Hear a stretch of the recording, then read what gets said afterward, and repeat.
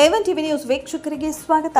K H ಮುನಿಯಪ್ಪನವರಿಗೆ ಉಪಮುಖ್ಯಮಂತ್ರಿ ಸ್ಥಾನ ನೀಡಬೇಕೆಂದು ದಲಿತ ಪರ ಸಂಘಟನೆಗಳ ಒಕ್ಕೂಟದಿಂದ ಒತ್ತಾಯ. ಕೆಎಚ್ ಮುನಿಯಪ್ಪನವರಿಗೆ ಉಪಮುಖ್ಯಮಂತ್ರಿ ಸ್ಥಾನ ನೀಡಬೇಕೆಂದು ಒತ್ತಾಯಿಸಿ ಇಂದು ನಗರದ ಪ್ರವಾಸಿ ಮಂದಿರದಲ್ಲಿ ದಲಿತ ಹಿಂದುಳಿದ ಮತ್ತು ಅಲ್ಪಸಂಖ್ಯಾತರ ಪ್ರಗತಿಪರ ಸಂಘಟನೆಗಳ ಒಕ್ಕೂಟದ ಅಧ್ಯಕ್ಷ ಕವಾಲಿ ವೆಂಕಟರಮಣಪ್ಪ, ಎಂವಿ ರಾಮಪ್ಪ, ವಿಜಯ ನರಸಿಂಹ, ಪಿವಿ ಮಂಜುನಾಥ್, ಪೋತಲಪ್ಪ, ವಾಲ್ಮೀಕಿ ಮುಖಂಡ ಮುನಿನಾರಾಯಣಪ್ಪ, ಜನನಾಗಪ್ಪ, ರಘು, ಮಾಡಿಕೆರೆ ಶ್ರೀನಿವಾಸ್, ಆನೂರು ಶ್ರೀನಿವಾಸ್, ನಾರಾಯಣಸ್ವಾಮಿ, ಚಿಕ್ಕಕೊಂಡ್ರಹಳ್ಳಿ ಚಂದ್ರಪ್ಪ ನೇತೃತ್ವದಲ್ಲಿ ಸರ್ಕಾರಕ್ಕೆ ಒತ್ತಾಯಿಸಲಾಯಿತು. ನಗರದ ಪ್ರವಾಸಿ ಮಂದಿರದಲ್ಲಿ ನಡೆದ ಸುದ್ದಿಗೋಷ್ಠಿಯಲ್ಲಿ ದಲಿತ ಹಿಂದುಳಿದ ಮತ್ತು ಅಲ್ಪಸಂಖ್ಯಾತರ ಒಕ್ಕೂಟದ ಅಧ್ಯಕ್ಷ ಕವಾಲಿ ವೆಂಕಟರಮಣಪ್ಪ ಮಾತನಾಡಿ, ಪ್ರಮುಖ ಮತ್ತು ಅತಿ ಹೆಚ್ಚು ಜನಸಂಖ್ಯೆ ಇದ್ದು ಅಣ್ಣ ತಮ್ಮಂದಿರಂತಿದ್ದ ನಮ್ಮನ್ನ ಎಡಗೈ ಮತ್ತು ಬಲಗೈ ಎಂದು ಪ್ರತ್ಯೇಕಿಸಿದರು. ನಾವು ಒಗ್ಗಟ್ಟಾಗಿರುತ್ತೇವೆ ಮತ್ತು ದಲಿತ ಹಿರಿಯ ಸಚಿವ, ಹಲವು ಬಾರಿ ಸಂಸದರಾಗಿರುವ ಕೆಎಚ್ ಮುನಿಯಪ್ಪನವರನ್ನ ಉಪಮುಖ್ಯಮಂತ್ರಿಯನ್ನಾಗಿಸಬೇಕೆಂದು ಮುಂದಿನ ಮುಖ್ಯಮಂತ್ರಿಗಳಾಗಿ ಅಧಿಕಾರ ಸ್ವೀಕರಿಸಲಿರುವ ಡಿಕೆ ಶಿವಕುಮಾರನ್ನ ಒತ್ತಾಯಿಸುವುದಾಗಿ ನುಡಿದರು. ಮಾದಿಗ ದಂಡೋರದ ಎಂವಿ ರಾಮಪ್ಪ ಮಾತನಾಡಿ, ಮಾದಿಗ ಸಮುದಾಯದ ಕೆಎಚ್ ಮುನಿಯಪ್ಪನವರಿಗೆ ಮುಂದಿನ ಸಚಿವ ಸಂಪುಟದಲ್ಲಿ ಉಪಮುಖ್ಯಮಂತ್ರಿ ಸ್ಥಾನ ನೀಡಬೇಕೆಂದು ಒತ್ತಾಯಿಸಿದರು. ಕರ್ನಾಟಕ ರಾಜ್ಯದಲ್ಲಿ ಬಹುಸಂಖ್ಯಾತರಾದ ಮಾದಿಗ ಸಮುದಾಯಕ್ಕೆ ಒತ್ತನ್ನ ನೀಡಬೇಕು ಹಾಗೂ ಈ ಸಮುದಾಯದಿಂದ ದೀರ್ಘ ರಾಜಕೀಯ ಮಾಡಿಕೊಂಡು ಬಂದಿರುವ ಕೆಎಚ್ ಮುನಿಯಪ್ಪನವರಿಗೆ ಉಪಮುಖ್ಯಮಂತ್ರಿ ಹುದ್ದೆ ಒದಗಿಸಿಕೊಟ್ಟು ಸಮುದಾಯಕ್ಕೆ ಆದ್ಯತೆ ನೀಡಬೇಕೆಂದು ಮಾದಿಗ ದಂಡೋರದಿಂದ ಮತ್ತು ದಲಿತ ಹಿಂದುಳಿದ ಮತ್ತು ಅಲ್ಪಸಂಖ್ಯಾತರ ಪ್ರಗತಿಪರ ಸಂಘಟನೆಗಳ ಒಕ್ಕೂಟದಿಂದ ಒತ್ತಾಯಿಸಿದರು. ಈ ಸಂದರ್ಭದಲ್ಲಿ ಮುಖಂಡರಾದ ಪಿವಿ ಮಂಜುನಾಥ್, ಪೋತಲಪ್ಪ, ವಾಲ್ಮೀಕಿ ಮುಖಂಡ ಮುನಿನಾರಾಯಣಪ್ಪ, ಜನನಾಗಪ್ಪ, ರಘು, ಮಾಡಿಕೆರೆ ಶ್ರೀನಿವಾಸ್, ಆನೂರು ಶ್ರೀನಿವಾಸ್, ನಾರಾಯಣಸ್ವಾಮಿ, ಚಿಕ್ಕಕೊಂಡ್ರಹಳ್ಳಿ ಚಂದ್ರಪ್ಪ ನೇತೃತ್ವದಲ್ಲಿ ಸರ್ಕಾರಕ್ಕೆ ಒತ್ತಾಯಿಸಲಾಯಿತು.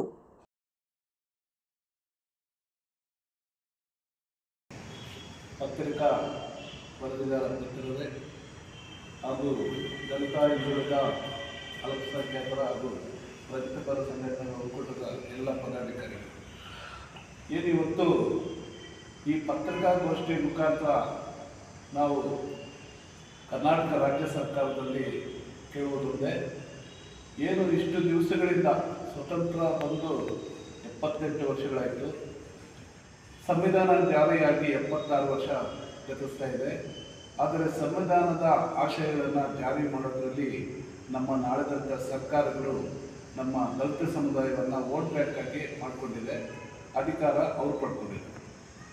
ಆದರೆ ಈಗ ನಮ್ಮ ಒತ್ತಾಯ ಇಷ್ಟೇ, 130 ವರ್ಷ ಇತಿಹಾಸ ಇರ್ತಕ್ಕಂಥ ಕಾಂಗ್ರೆಸ್ ಸರ್ಕಾರ ಈ ಕರ್ನಾಟಕ ರಾಜ್ಯದಲ್ಲಿ ಆಡಳಿತ ನಡೆಸ್ತಾ ಇದೆ. ಆದರೆ ಈಗ 2.5 ವರ್ಷ ಅಂತೇನು ರಮೇಶ್ DCM ಮಾಡಿದ್ರು. ಈಗ ಮೀಸಲಾತಿ ವರ್ಗೀಕರಣದ ಪ್ರಕಾರ ಕರ್ನಾಟಕ ರಾಜ್ಯದಲ್ಲಿ ಬಹುಸಂಖ್ಯಾತರಾದ ಮಾದಿಗ ಸಮುದಾಯ ಹೆಚ್ಚಿನ ಸಂಖ್ಯೆಯಲ್ಲಿರುವ ಕಾರಣ ಈಗ ನಮಗೆ ಮುಖ್ಯಮಂತ್ರಿ ಸೀಟ್ ಅಲಂಕರಿಸಿಕೊಡ್ಬೇಕು ಕೆಎಚ್ ಮುನಿಯಪ್ಪನವರಿಗೆ. ಕನಿಷ್ಠ ಪಕ್ಷ DCM ಪೋಸ್ಟ್ ಆದರೂ ಕೊಟ್ಟು ಆ ಮಾದಿಗ ಸಮುದಾಯಕ್ಕೆ ಹೆಚ್ಚಿನ ಆದ್ಯತೆಯನ್ನು ಕೊಡಬೇಕು ಎಂದು ಈ ಒಕ್ಕೂಟ ಮತ್ತು ಮಾದಿಗ ದಂಡೋರದ ವತಿಯಿಂದ ಒತ್ತಾಯ ಮಾಡಿಸ್ತಾ ಇದ್ವಿ. ಕಾಂಗ್ರೆಸ್ ಪಕ್ಷ ಈ ಹಿಂದೆ ಬಾಬು ಜಗಜೀವನ್ ರಾಮ್ರವರ ಉಪಮುಖ್ಯಮಂತ್ರಿಯನ್ನು ಉಪರಾಷ್ಟ್ರಪತಿ ಪ್ರಧಾನಮಂತ್ರಿಯಾಗಿ ಮಾಡಬೇಕಾಗ ಬಂದಿರುವ ಕಾರಣ ಆವತ್ತು ಪ್ರಧಾನಮಂತ್ರಿಯನ್ನು ಮಾಡ್ತೀವಿ ಅಂತೇಳಿ ರಾತ್ರೋರಾತ್ರಿ ಅವರ ಕುಟುಂಬ ಸಮೇತ ಕಾಂಗ್ರೆಸ್ ಪಕ್ಷ ಒಳಗುಟ್ಟನ್ನು ಸಂಚಾರ ಮಾಡಿಕೊಂಡು ಉಪಪ್ರಧಾನಿಯನ್ನು ಕೊಡ್ತೀರ ಆವತ್ತೂ ಮಾದಿಗ ಸಮುದಾಯದ ಬಾಬು ಜಗಜೀವನ್ ರಾಮ್ರವರಿಗೆ ಮೋಸ ಮಾಡಿರುವ ಸರ್ಕಾರ ಈ ಸರ್ಕಾರ. ಈಗಲೂ ಸಹ ಈ ರೀತಿ ಕಡೆಗಣಿಸ್ತಾ ಬರ್ತಾ ಇದ್ದರೆ ಮುಂದಿನ ದಿನಗಳಲ್ಲಿ ನಮ್ಮ ದಲಿತರು ಯಾವ ಮಟ್ಟಕ್ಕೆ ಹೋಗಬೇಕು ಅಂತ ತಾವೇ ಅರ್ಥ ಮಾಡಿಕೊಂಡು ಮೀಸಲಾತಿ ವರ್ಗೀಕರಣದ ಪ್ರಕಾರ ಈಗ ಮಾದಿಗ ಸಮುದಾಯದ ವತಿಯಿಂದ ಕೆಎಚ್ ಮುನಿಯಪ್ಪನವರಿಗೆ CM ಪೋಸ್ಟನ್ನು ಹುದ್ದೆಯನ್ನು ಕೊಟ್ಟು ಅಲಂಕರಿಸಿಕೊಡ್ಬೇಕು. ಕನಿಷ್ಠ DCM ಆದರೂ ಕೊಟ್ಟು ಅವರಿಗೆ ಕೊಡಬೇಕಂತ ಅವರಲ್ಲಿ ಮನವಿ ಮಾಡ್ತಾ ಇದ್ದೀವಿ. ಇವತ್ತು ಏನಾಯಿತು ಅಂದರೆ ಅಂತಮಂದರಾಗಿದ್ದಂಥ ನಮ್ಮನ್ನು ಎಡಬಲ ಕೆಲಸ ಸಪ್ರೇಟ್ ಮಾಡೋದು ವಿಚಾರದಲ್ಲಿ ನಾವೆಲ್ಲ ಇವತ್ತಲ್ಲ ನಾವೆಲ್ಲ ಅವರೆಷ್ಟೇ ನಮ್ಮನ್ನು ಡಿವೈಡ್ ಮಾಡಿದ್ರು ನಾವು ಒಂದಾಗಿದ್ದೀವಿ. ಆದ್ದರಿಂದ ಈ ಬಾರಿ ನಮ್ಮ ದಲಿತ ಸಮುದಾಯದ ನಮ್ಮ KH ಮುನಿಯಪ್ಪನವರಿಗೆ ಈ ಬಾರಿ DCM ಪದವಿ ಕೊಡಬೇಕು ಮತ್ತು ಕೊಡಬೇಕು ಅಂತಕ್ಕಂಥ ಮಾತನ್ನು ನಾವು ದಲಿತ ಒಕ್ಕೂಟದಿಂದ ನಾವು ಒತ್ತಾಯ ಮಾಡ್ತಾಯಿದ್ದೀವಿ. ಆದ್ದರಿಂದ ದಯವಿಟ್ಟು ಮಾನ್ಯ ಮುಂಬರುವ ಮಂತ್ರಿಗಳಾಗಿರ್ತಕ್ಕಂಥ ಸನ್ಮಾನ್ಯ DK ಶಿವಕುಮಾರ್ ಅವರು ಒತ್ತಾಯ ಮಾಡ್ತಾಯಿದ್ದೀವಿ. ನಮ್ಮ ಮನವಿಯನ್ನು ನೀವು ಸ್ವೀಕರಿಸಿ ಆದಷ್ಟು ಬೇಗ ನಮಗೆ DCM ಸ್ಥಾನ KH ಮುನಿಯಪ್ಪನವರು ಕೊಡಬೇಕು ಅಂತ ಒತ್ತಾಯ ಮಾಡ್ತಾಯಿದ್ದೀವಿ. ಇದುವರೆಗೆ ಹೇಳಿದಂಗೆ ವಿಜಯವರು ಏನು ಹೇಳಿದ್ರು, ಭಾರತಕ್ಕೆ ಸಂವಿಧಾನ ಪ್ರಕಾರ ಸ್ವಾತಂತ್ರ್ಯ ಬಂದು ಈ ದೇಶಕ್ಕೆ 78 ವರ್ಷ ಆಗಿದೆ.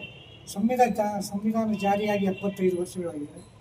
ಆದರೂ ಇವತ್ತರೆಗೂ ದಲಿತರ ಓಟ್ಗಳಿಂದ ಅಧಿಕಾರಕ್ಕೆ ಬಂದಿರತಕ್ಕಂಥ ಎಲ್ಲ ರಾಜಕೀಯ ಪಕ್ಷಗಳು ದಲಿತರಿಗೆ ರಾಜಕೀಯ ಅಧಿಕಾರಗಳನ್ನ ಗದ್ದುಗೆ ಕೊಡೋದ್ರಲ್ಲಿ ಎಲ್ಲ ಸರ್ಕಾರಗಳು ವಿಫಲವಾಗಿದೆ.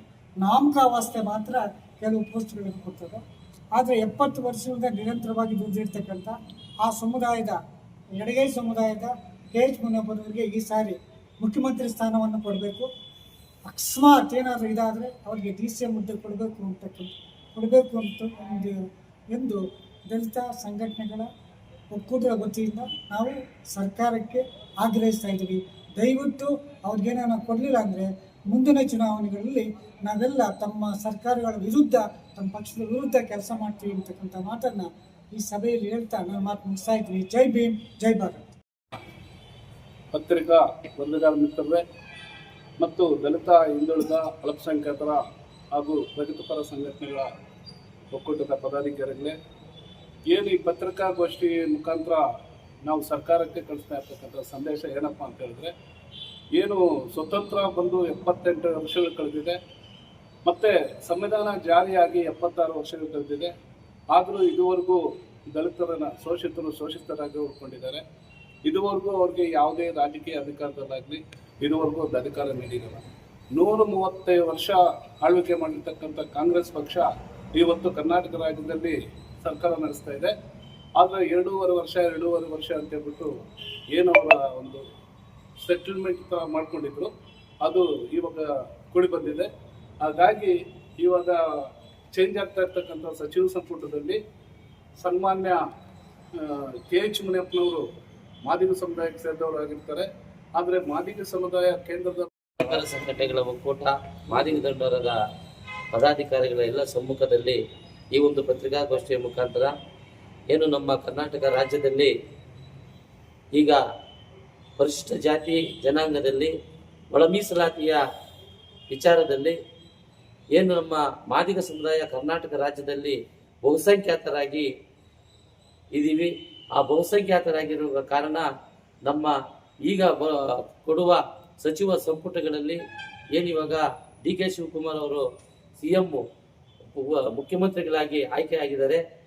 ಅವ್ರಿಗೆ ಇದು ಮಾಡಿ ನಮ್ಮ KH ಮುನಿಯಪ್ಪನವರಿಗೆ CM ಪೋಸ್ಟನ್ನು ಕೊಡಬೇಕು, ಮುಖ್ಯಮಂತ್ರಿ ಸೀಟನ್ನು ಕೊಡಬೇಕು. ಬಹುಸಂಖ್ಯಾತರಾಗಿರುವ ಮಾದಿಗರಿಗೆ ಕನಿಷ್ಠ ಪಕ್ಷ DCM ಆದ್ರೂ ಮಾದಿಗ ಸಮುದಾಯದ KH ಮುನಿಯಪ್ಪನವರು ಕೊಡಬೇಕು.